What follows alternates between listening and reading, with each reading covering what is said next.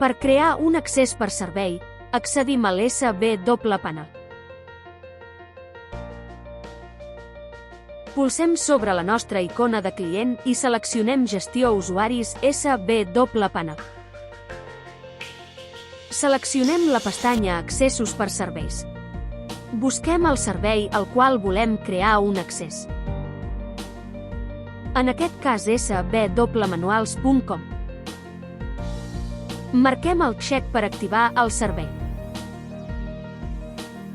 I escollim el perfil Hosting Management. Generem una contrasenya d'accés. I pulsem el botó de guardar. Per últim, a l'hora d'accedir-hi, només haurem d'introduir el nom del servei com a usuari i les credencials creades al pas anterior com a contrasenya.